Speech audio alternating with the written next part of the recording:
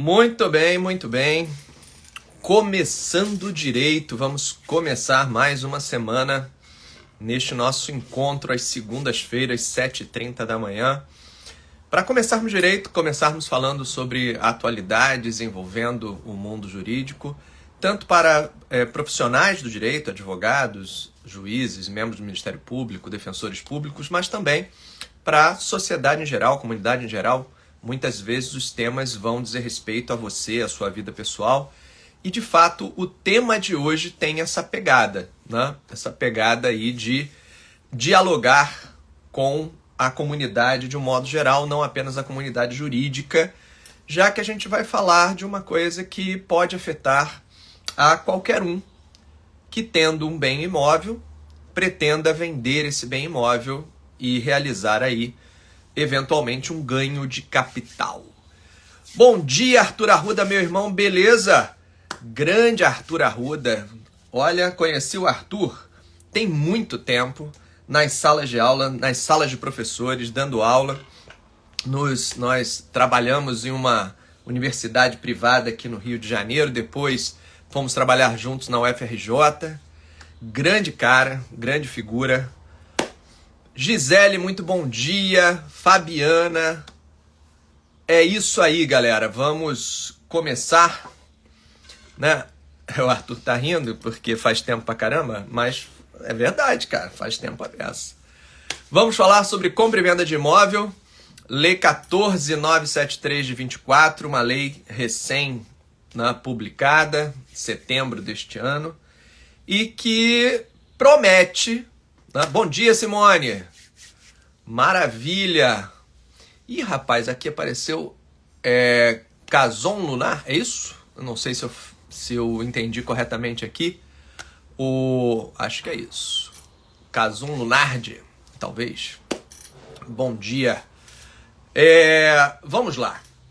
Essa lei promete, pelo menos ela foi editada com esse propósito, reduzir ou possibilitar, né, as pessoas e as empresas realizarem um adiantamento de imposto sobre ganho de capital, para poder atualizar a sua tabela de imposto de renda, atualizar o valor do bem na sua declaração de imposto de renda, em tese, a um custo tributário menor do que aquele que incidiria normalmente. Eu vou explicar um pouco, fazer aqui um contexto, sempre gosto de fazer um contexto, porque nem todos podem estar aí bem a par do que está acontecendo, seja sobre como se calcula o ganho de capital, seja a questão da atualização de valores, seja o que se propõe essa lei nova.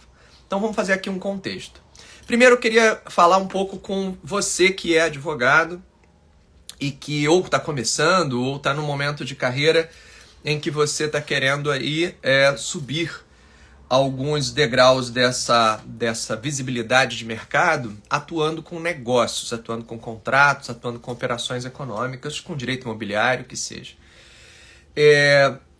O grande desafio quando a gente trabalha com negócios, quando a gente trabalha com operações econômicas, com contratos, é que a gente precisa ter uma visão mais ampla do cenário da operação.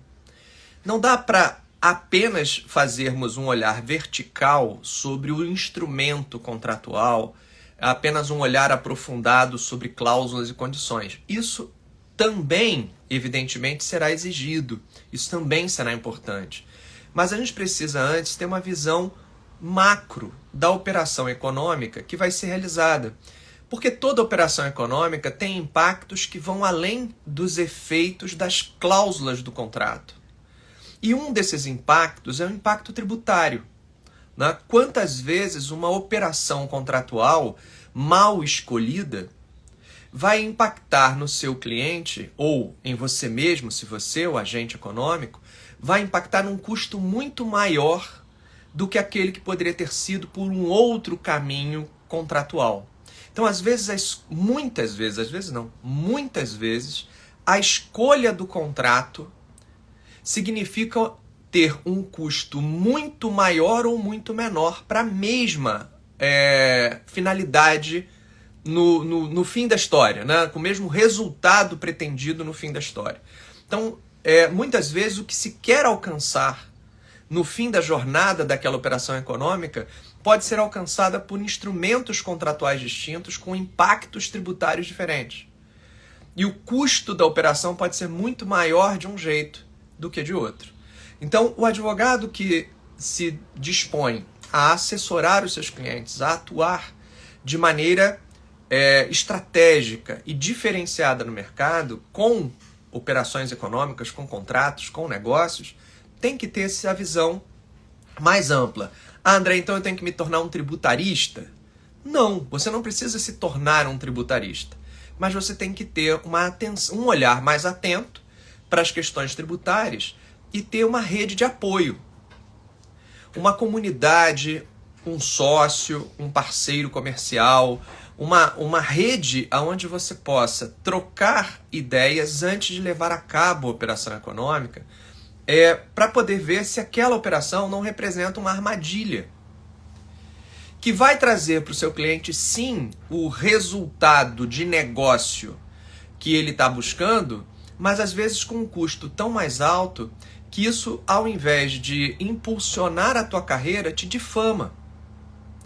Porque amanhã esse mesmo cliente esbarra com outro profissional que estava mais atento a essa visão mais ampla, e ele vai mostrar para o seu cliente que ele gastou com você, numa operação que você orientou, o dobro, o triplo, o quádruplo do que ele poderia ter gasto se ele tivesse seguido uma operação num modelo diferente. E o contrário também se aplica, e isso é o mais importante. A capacidade de você mostrar para o cliente que aquela operação padrão que estão sugerindo a ele é muito mais cara do que aquela operação mais estratégica que você está trazendo para ele. E essa diferença de custo e de segurança vai se reverter, obviamente, em honorários, na valorização do teu trabalho, na valorização daquele produto que você oferece, daquela solução que você está entregando para ele, né? Então, tenham uma visão macro da operação, analisem o impacto dessa operação, né, nos seus diversos campos, campo regulatório, no campo tributário.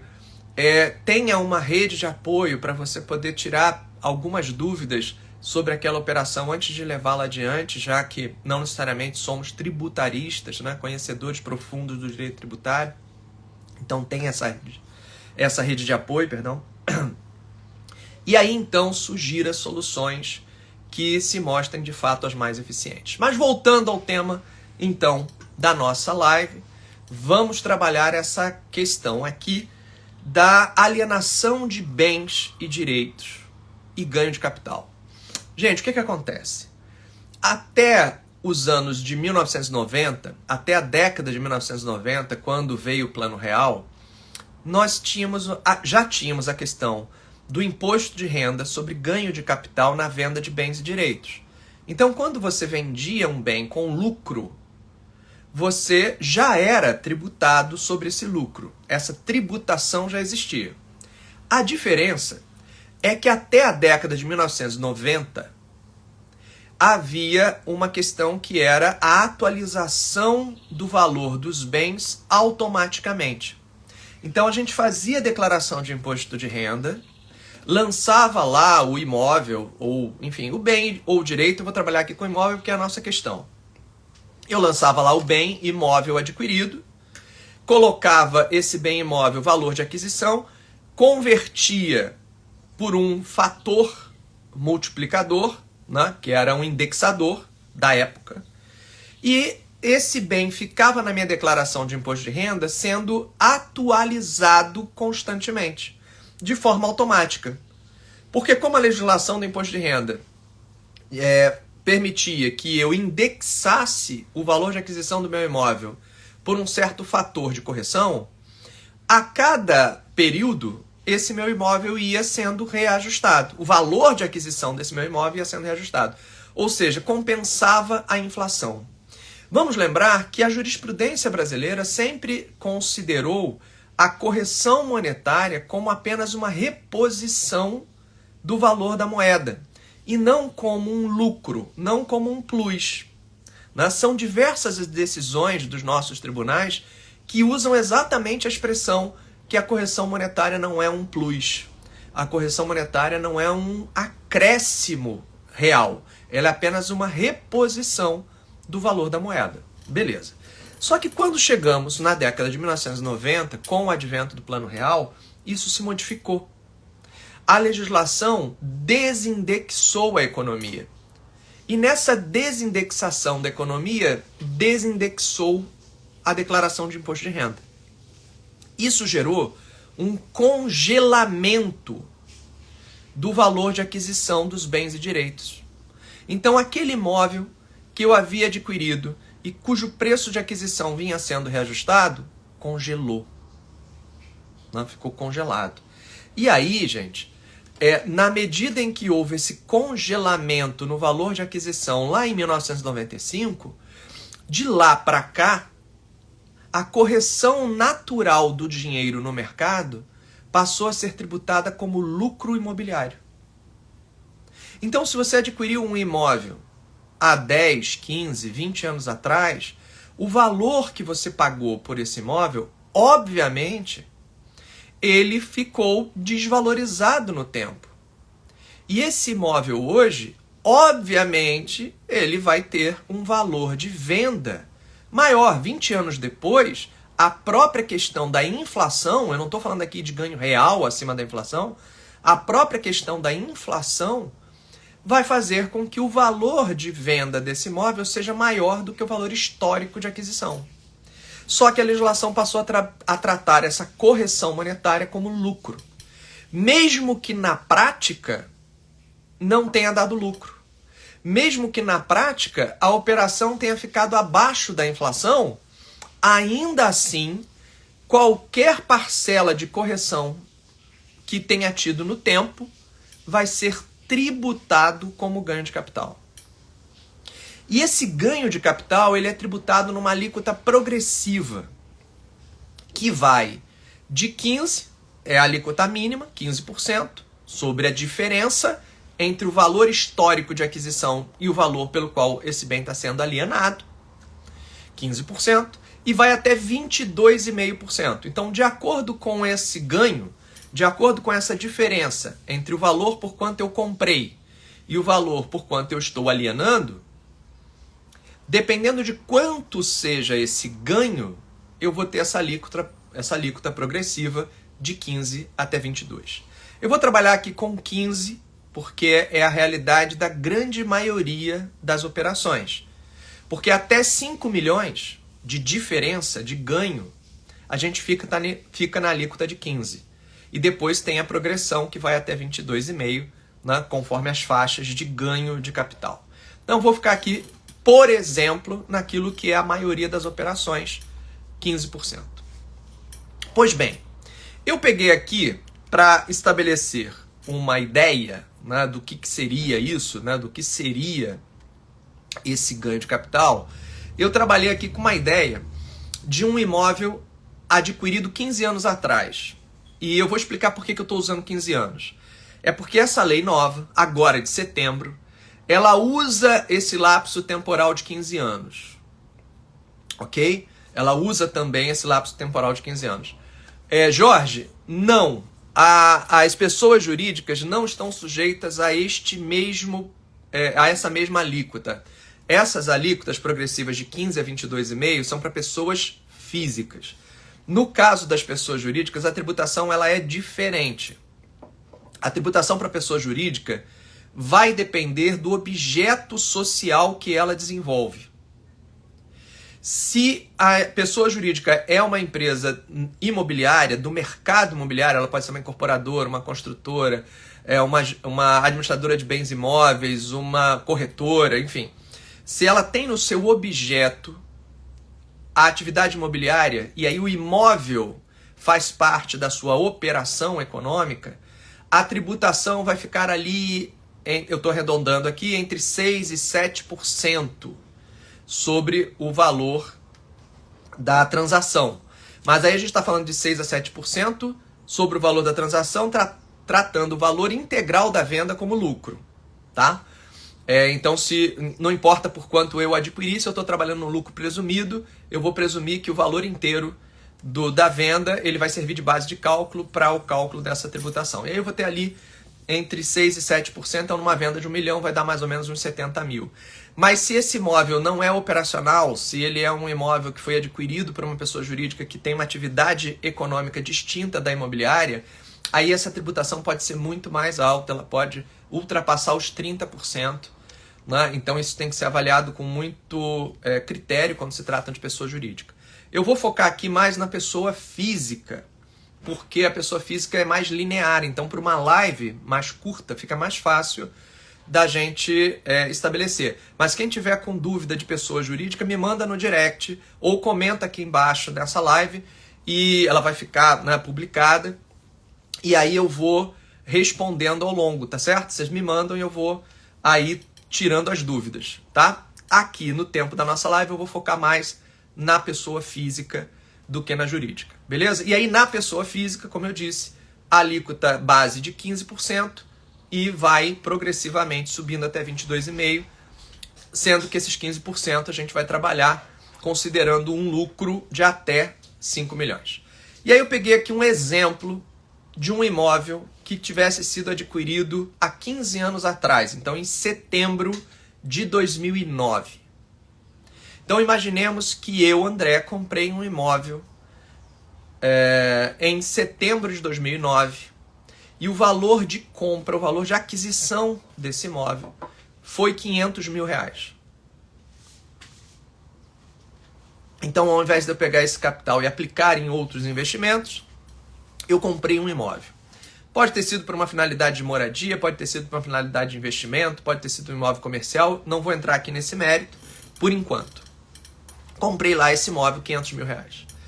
Passados 15 anos, chegando agora em setembro de 2024, se a gente aplicar o IPCA, que é o Índice Oficial de Inflação, segundo o Código Civil vigente, se eu aplicar aqui o IPCA, quanto seria 500 mil reais hoje? Apenas com correção, sem aplicar nenhum centavo de juros. Apenas corrigindo. Pelo IPCA, esses 500 mil reais de setembro de 2009, hoje, corresponderiam a 1.171.149,80 centavos. 1.171.000 para arredondar. Então, os 500 mil lá de setembro de 2009, hoje, corrigidos pelo Índice Oficial de Inflação IPCA, seriam 1.171.000. Certo? Bom, esse meu imóvel, ele pode ter valorizado mais e valer hoje 1,5 milhão, e aí eu tive, além da inflação, um ganho real. Esse meu imóvel pode ter valorizado igual, e ele está valendo 1.170.000 aproximadamente. Ele pode ter valorizado menos que a inflação, ele pode estar valendo 1 milhão. Ocorre que não importa. Esteja ele valendo 1 milhão, esteja ele valendo 1.170.000, esteja ele valendo 1,5 milhão, eu tive, segundo as regras vigentes do imposto de renda, ganho de capital nas 3 hipóteses. Porque o ganho de capital para as regras do imposto de renda vigentes é a diferença entre o valor de venda e o valor histórico de aquisição. Então, se eu comprei por 500 e vendi por 1 milhão, o meu imóvel rendeu menos que a inflação. Mas eu vou pagar 500 mil de ganho de capital. Vou pagar ganho de capital sobre 500 mil. Se o meu imóvel valorizou exatamente apenas a inflação, ou seja, apenas me repôs a inflação, e ele está valendo hoje 1.170.000, a legislação do imposto de renda vai considerar que 670 foi ganho de capital. E se ele realmente passou a valer, né, teve uma valorização acima da inflação e está valendo 1,5 milhão, a legislação do imposto de renda vai considerar que 1 milhão foi ganho de capital. E sobre esses valores, 500 mil, 670 mil, 1 milhão, vai incidir a alíquota de 15%. Então eu vou ter que pagar 15% de imposto de renda sobre esta diferença. Eu vou ficar aqui no 0 a 0, ou seja, vou considerar que o meu imóvel tenha valorizado apenas a inflação. Não tenha tido nenhum ganho real acima da inflação. Apenas a moeda, apenas a recomposição da moeda. E que eu esteja conseguindo vender o meu imóvel hoje por 1.170.000. esses 15% de ganho de capital, hoje, tendo como base de cálculo 670 mil, eu vou ter um imposto de ganho de capital de 100 mil reais. Então eu vou ter, nesse contexto, um ganho de capital de 100 mil reais. Então veja, eu comprei o imóvel em setembro de 2009 por 500 mil, estou vendendo ele hoje por 1.170.000, isso foi apenas a inflação, mas eu tenho um imposto de renda sobre ganho de capital de 15% sobre 670 mil. E aí eu tenho esse ganho de capital que está flertando aí com os 100 mil reais. Vejam, isso nem sempre foi assim. Isso passou a ser assim na década de 1990 com o Plano Real, como eu disse. É um absurdo? Eu acho um absurdo, eu acho confiscatório. Sob o ponto de vista de que a inflação não é ganho real, é apenas a recomposição da moeda, e que, evidentemente, qualquer imóvel adquirido há 10, 15 anos atrás, evidentemente que ele vai ser vendido por um valor maior pela própria inflação do período, porque a moeda se desvalorizou e, portanto, você precisa de mais dinheiro para comprar as mesmas coisas. E tratar isso como lucro, como se a pessoa tivesse auferido lucro para tributar em 15%, eu acho confiscatório, porque está reduzindo, na prática, o meu patrimônio. Ele não está tributando sobre o ganho, ele está tirando do meu patrimônio. Pelo menos a inflação tinha que ser descontada. Mas fato é que essa questão está posta, e não está posta de hoje, ela está posta desde a década de 90. Beleza. Esse é o cenário, do jeito que está.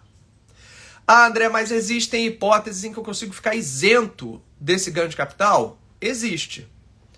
Se o seu imóvel é um imóvel residencial considerado pelos critérios legislativos de pequeno valor, que é um pouco abaixo de 500 mil reais, você consegue não ter a tributação sobre ganho de capital. Mas aí tem que ser o único imóvel residencial de um valor relativamente baixo pelos padrões atuais do mercado imobiliário, que é inferior a 500 mil reais. 450 mil aproximadamente. Ou, se você alienou um imóvel e comprou outro, então você pegou integralmente o valor daquela alienação e comprou outro, tem que respeitar algumas regras de quantas vezes você pode fazer isso no intervalo de 5 anos, mas é possível. Então, se você está vendendo aquele imóvel e vai aplicar integralmente o valor da venda dele na compra de outro, você também consegue ter ali a isenção. Mas são hipóteses específicas que te autorizam isentar-se dessa tributação. A regra geral é tributar, né? A regra geral é que eu tenho uma tributação de ganho de capital. No caso de adjudicação compulsória, extrajudicial ou judicial, tanto faz, você vai considerar, na verdade, o ganho de capital para quem vendeu pela data do recebimento do preço e não pela data da escritura. Tá certo, Onesildo? A gente não vai trabalhar a data da escritura, a gente vai trabalhar a data da quitação do preço. E se a quitação do preço foi parcelada, você calcula o ganho de capital mês a mês ou por período, tá? Então você vai usar ali um outro critério que é considerar quando foi pago e não quando foi escriturado. O fato gerador não é a escrituração, é diferente do imposto de transmissão. O fato gerador do ganho de capital é o ingresso do recurso no bolso do vendedor, de quem está alienando, tá certo? Então, olha só. Aí vem a lei nova. E ela aparece, a 14.973 de 2024, aparece como um certo alívio para esse confisco. Né? Dizendo assim, olha, eu entendo que você está há muito tempo sem poder corrigir os seus bens na tabela do imposto de renda, porque desde 95 essa correção não é possível. Você, se quiser agora atualizar o valor do seu imóvel, eu vou fazer o seguinte, você atualiza para o valor que você acha que é o valor adequado hoje e você paga sobre a diferença, não os 15% padrão, mas sim 4% se for pessoa física. Então, o que a lei nova está propondo é que você pode, mesmo sem estar alienando o imóvel, sem estar alienando, tá? Você pode decidir planejar-se para uma futura transmissão desse bem e atualizar a tabela do imposto de renda agora, fazendo isso a uma alíquota de 4%.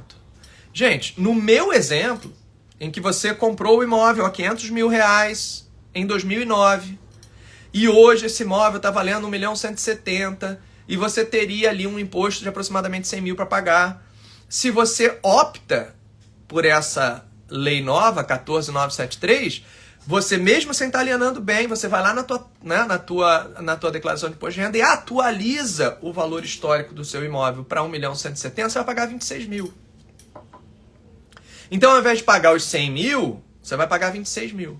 Você pagou para atualizar a tabela do imposto de renda, mesmo não sendo agora uma operação de alienação. Você não está embolsando lucro, mas você está atualizando a sua declaração para que no futuro, em tese, a base de cálculo do lucro seja menor, correto? Porque se eu trouxe o meu imóvel para o valor presente de 1.170.000, quando eu for vender, o valor histórico não é mais 500 mil, o valor agora de base é 1.170.000, então a próxima diferença que eu tiver que pagar de ganho de capital será menor. Então o imposto futuro será em tese menor. E é aí que vem a pegadinha, que essa lei traz e que pode significar, na verdade, uma decisão inócua ou mesmo prejudicial para você ou para o seu cliente. Ah, André, como assim? É porque a Lei 14.973 diz que eu posso optar por atualizar o valor histórico do meu imóvel na minha declaração de imposto de renda, pagando 4% sobre a diferença. Porém, eu só me aproveito desses 4% da maneira exata como a gente imaginou, que é saindo da alíquota de 15 e indo para a alíquota de 4, depois de 15 anos. Depois de 15 anos? Como assim? Ainda não entendi. Porque essa lei está propondo o seguinte. Digamos que eu lá que comprei o meu imóvel em setembro de 2009 por R$500 mil, eu estou vendo que o meu imóvel hoje, no mínimo, está valendo aí 1.170.000. E eu quero aproveitar essa oportunidade legislativa e tirar do meu bolso, tirar de alguma aplicação e pagar esses 4% agora, porque eu penso que daqui a uns 3, 4 anos eu vou vender esse imóvel. E aí, quando eu for vender esse imóvel daqui a uns 3 ou 4 anos... eu já antecipei substancialmente esse imposto e com um desconto muito bom de 15 para 4. Então, eu acho que eu vou tomar essa decisão. Vou gastar esses 26 mil agora para não ter que gastar 100 mil daqui a 3 anos. E aí vem a lei e diz o seguinte, só não é isso. Só não é exatamente assim, André. Se você quiser vender esse imóvel nos próximos 3 anos, você tomou a decisão de atualizar agora, pagou esse imposto menor de 4%, mas se você quiser vender esse imóvel nos próximos 36 meses, eu vou tributar você no ganho de capital em 15%. E exatamente sobre a diferença da data histórica de aquisição, 500 mil, e o valor que você está vendendo agora. E os 4% que eu paguei? Eu vou considerar apenas como uma parcela adiantada do imposto. E vou deduzir do imposto que você vai ter a pagar. O mesmo imposto que eu teria que pagar, o mesmo imposto que você teria que pagar. Ou seja, eu vou calcular nos próximos 36 meses o seu imposto cheio, R$100 mil. E vou deduzir os 26 que você já pagou. Poxa, que bom, né? Eu achei que ainda ia perder os 4% que eu paguei. Não. Olha só, eu sou o governo, mas eu sou bonzinho. Eu vou descontar dos 100 mil os 26 que você já pagou. Você me paga só a diferença, 74 mil. Mas espera aí, então por que eu paguei esses 26 se a única diferença seria debitar isso do valor total do imposto a ser pago? É apenas um adiantamento parcelado do imposto? Nos 36 primeiros meses, Se você vender o seu imóvel, se você alienar o seu imóvel nos 36 meses seguintes a essa atualização, você apenas adiantou um imposto. Gente, mas olha só. Se eu tirei meu dinheiro de uma aplicação para antecipar esse imposto na alíquota de 4%, eu perdi remuneração sobre esse capital. E se esse meu dinheiro, esses meus 26 mil, estavam numa aplicação me rendendo, por exemplo, 1% ao mês, em juros compostos, eu estou perdendo 11 mil reais nesses 3 anos. Eu não só não tive benefício tributário, porque a alíquota não diminuiu, ela apenas funcionou como adiantamento de imposto, mas não como uma redução final da alíquota, como eu perdi a remuneração sobre o meu investimento, o meu capital. Porque no momento em que eu decidi desembolsar agora esses 4%, eu deixei de aplicar esse dinheiro. Eu deixei de ter a remuneração sobre o meu dinheiro. Então, na verdade, eu paguei mais. Se você pensar bem, eu paguei 11 mil mais caro do que quem não fez nada. Isso nos 3 anos seguintes à atualização. Então, se você tem em vista que você vai alienar esse bem num período curto, de aí até 3 anos, esquece. Essa lei não é para você. Porque você vai desaplicar o seu capital, você vai deixar de ter rentabilidade sobre ele, ou vai deixar de usar esse capital para antecipar um lucro que você imagina que poderá ter. Você nem tem certeza se de fato vai ter. Vai depender do cenário do mercado imobiliário daqui a 3 anos. Para, em tese, reduzir uma alíquota que não vai ser reduzida. O aproveitamento de redução da alíquota nos 3 primeiros anos é 0. Isso está no artigo 8º da lei. É 0. Ah, André, então beleza. Se eu vender no 4º ano, aí eu me dou bem. Aí eu tenho vantagem. É só eu trabalhar com a ideia de que não vai ser nos 3 anos. Eu vou fazer isso com 4, 5 anos. Não exatamente. Por quê? A lei traz uma progressão. E ela vai dizer o seguinte, tudo bem, se você alienar o seu imóvel a partir do 36º mês, 37º, 38º, até 48 meses, então se você vai alienar o seu bem após 3 anos e até 4 anos, aí você se aproveita de um redutor. Porque aqueles 26 mil que eu paguei, 8% desses 26 mil, 8% desses 26 mil, algo em torno de 2 mil e poucos reais, vai servir de fato para sair da base de cálculo dos 15%. Gente, mas em 100 mil eu estou falando que 2 mil e poucos reais é que vão sair. Então, ao invés de eu pagar 100 mil, eu vou pagar 97, 98. Só que eu deixei de render 11 no meu capital. E agora, como eu já tenho mais de 3 anos, caminhando para 4, nem é mais 11. Agora eu já estou chegando aí nos 15 mil de rentabilidade que eu estou deixando de ganhar para ter um redutor de 2 mil.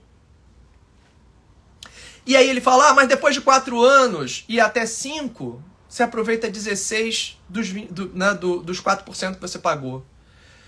16 dos 4% que eu paguei, agora é 4 mil e pouco, 5 mil. Então, ao invés de pagar 100 mil no total do imposto de renda do ganho de capital, eu vou pagar 95. E aí vai 16, 24, 32, 40, 48, 56, 67. E vai progressivamente até 180 meses. E é apenas com 15 anos, a contar de agora, que eu me aproveito 100% do que eu paguei a título de zerar o imposto. Veja, eu só aproveito essa alíquota de 4% como sendo zeradora dos 15%, quer dizer, eu só estaria de fato reduzindo os 15% de ganho de capital para 4%, integralmente, depois de 15 anos. Antes disso, eu só me aproveito parcialmente do que eu paguei. Eu não me aproveito integralmente como redutor tributário. E aí, eu te pergunto, daqui a 15 anos, você optou hoje por atualizar, daqui a 15 anos, a inflação não comeu o seu dinheiro de novo, não? Sim, porque você opta por atualizar agora e pagar 4% agora, mas congela de novo. Imediatamente após você atualizar a 4%, congela outra vez. E daqui a 15 anos, eu tenho certeza que esse valor está defasado de novo. Que esse 1.170.000 está defasado novamente. E aí, claro, a diferença entre 1.170.000 e 500.000 você já teria pago a 4% e você só teria a próxima diferença para tributar a 15%. Mas, gente, será 15%? A regra tributária daqui a 15 anos para isso será a mesma? Nós podemos garantir que essa tributação se manterá com as mesmas regras do jogo daqui a 15 anos? No Brasil, nem o passado é certo. Como é que eu vou dizer que daqui a 15 anos a tributação sobre o ganho de capital será exatamente a mesma? Então a decisão ela tem que ser muito bem pensada. Ah, mas André, eu pretendo que esse imóvel ainda permaneça como sendo um bem de raiz da família. É um imóvel rural, ele me é produtivo, eu uso essa fazenda e a tendência é que eu continue usando. Então pode valer a pena? Pode. E aí pode valer a pena, inclusive, você superestimar o seu imóvel. Ao invés de trazê-lo exatamente para o valor presente, já projetar alguma coisa para o futuro. Se daqui a 15 anos você imagina que a inflação a 5% ao ano vai representar aí algo em torno de 75% além do valor atual, talvez seja o caso de você projetar um pouco dessa inflação, subir o valor do seu imóvel, ao invés de então eu trabalhar com 1.170.000, eu vou trabalhar com 2 milhões, vou pagar os 4% sobre isso, vou fazer uma aposta, vou apostar que daqui a 15 anos, quando eu vier alienar, eu vou ter me aproveitado disso. Ou talvez, né, usar os próprios 100.000 que eu pagaria a alíquota de 15%, projetando para o futuro. Mas tem que estudar exatamente a hipótese e colocar na mesa, seja para a tua decisão pessoal, seja para o teu cliente, do que é que a gente está falando. Se não parece que é um negoção. Você atualiza agora 4% para se livrar de 15%. Que maravilha! Só que não é isso. Pode ser bom negócio? Pode. Há situações em que isso compensará? Sim. Principalmente imóveis de raiz, que há a previsibilidade nesse momento, a projeção de que ele permaneça no patrimônio dessa pessoa, física ou jurídica, no longo prazo. E que você pode agora projetar quanto que esse imóvel mais ou menos estará valendo daqui a esse tempo e trazer para a data presente a antecipação desse lucro, se não toda uma parte, para reduzir futuramente aquela tributação que possivelmente irá incidir. Agora, tenha em vista que a legislação tributária pode mudar até lá, que pode ser que essa alíquota de 15% no futuro não seja 15%, tem várias coisas que podem acontecer aí. E que não é essa maravilha toda, que quando você lê a lei, na chamada dela na imprensa, parece sensacional. Porque nova lei permite ao contribuinte atualizar o valor do seu imóvel à alíquota de 4% para não ter que pagar os 15% ordinários do ganho de capital. E veja, se você tem um lucro imobiliário projetado que é superior a 5 milhões e que significa que você pode chegar até às vezes na alíquota de 22,5%, fazer essa antecipação a 4% pode ser ainda mais interessante. Eu não estou dizendo que a aplicação dessa lei nunca será útil ou nunca será um bom negócio. O que eu estou dizendo é que há uma pegadinha no artigo 8º que você não pode desconsiderar ao tomar a decisão. E que se você fizer isso num curto espaço de tempo, aí eu posso te afirmar, né? Se você vai fazer isso num curto espaço de tempo, 3, 4, 5 anos, não compensa. O dinheiro que você vai antecipar de imposto hoje, se razoavelmente aplicado no mercado financeiro, né, num investimento até, de certa forma, conservador, ele pode te propiciar um ganho maior do que o redutor que essa tributação antecipada vai te gerar. Pelo menos pela tabela do artigo 8º da Lei 14.973. Beleza, gente? Então, começando direito, essa segunda-feira, para agora, quando o teu cliente perguntar se ele deve atualizar, se ele deve optar pela Lei 14.973, você vai dizer, peraí, não é bem assim, a gente vai ter que analisar o teu caso para ver se de fato aqui, pelo que você tem como projeto futuro para a sua vida, para esse imóvel, o que você vai despender agora de valor, o que você vai de fato ganhar no tempo, se isso compensa. Não é apenas sim ou não, vamos aderir às cegas, porque no jornal parecia maravilhoso. Beleza, gente? Então, recado dado. E galera da pessoa jurídica, galera que tem dúvida com imóvel para pessoa jurídica, se vale a pena ou não aderir a esta lei, a alíquota é um pouquinho diferente, não é 4%. Galera da pessoa jurídica, comenta aqui embaixo ou me manda direct e a gente vai batendo esse papo no detalhe, já que a pessoa jurídica tem alguns aspectos mais específicos. Galera de pessoa física, ou se você mesmo é uma pessoa física que está com esse caso aí, né, e tem algumas dúvidas, né, sobre como que vai ser a tributação e se vale a pena ou não, também aí comenta, me manda, bota esse comentário aqui embaixo ou me manda diretamente e a gente vai trocando essa figurinha. Maravilha? Novamente, galera, olhar global sobre a operação. Olha os impactos regulatórios, olha os impactos tributários e depois aprofunda no detalhamento do direito contratual. Primeiro a gente olha o impacto global e depois a gente vai para o detalhamento das cláusulas, condições, etc. e tal. E, não tem o domínio profundo sobre tributação da operação, grupo, comunidade, rede de apoio, parceria, a gente tem que entregar aquilo que é excelente. Eu não posso garantir ao meu cliente certeza, eu não posso garantir ao meu cliente absoluto sucesso, mas eu posso entregar excelência. Prima por entregar excelência e você vai se diferenciar no mercado. Valeu, galera? Um beijo, excelente semana e vamos nos falando. Até a próxima segunda com o Começando Direito, 7h30 da manhã.